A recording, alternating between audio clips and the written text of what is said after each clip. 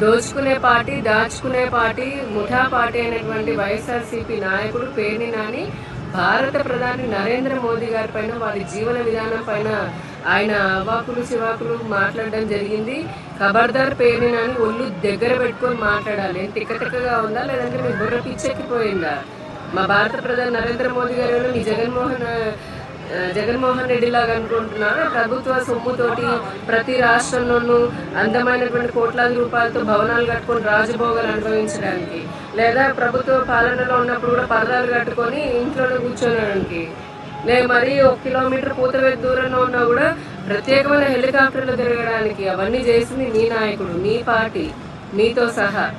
ప్రజల సొమ్ముని, ప్రభుత్వ సొమ్ముని మీ ఇష్టారాజ్యానికి, మీ సొంత ఖర్చులకి వాడుకొని రాష్ట్రాన్ని దివాలా తీసింది మీరు. మీకు అసలు ఏమాత్రం నైతిక హక్కు ఉంది?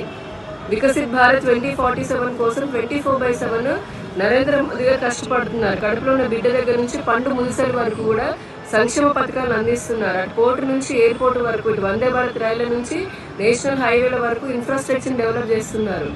ఒక పక్క విదేశీ శక్తుల నుంచి, ఇంకొక పక్క ఇంటర్నల్గా ఉన్నటువంటి వుహానా మేధావుల దగ్గర నుంచి, లేదా అంతర్గత శత్రువుల నుంచి దేశాన్ని, దేశ ప్రజల్ని ఆయన కాపాడడం కోసం ఆయన అహర్నిశలు కష్టపడుతున్నారు. ఈ 11 నెలల్లో ఒక్క రూపాయి కూడా తన స్వార్థానికి ఆయన వాడుకోలేదు, తన సొంతంగా ఆయన వాడుకోలేదు.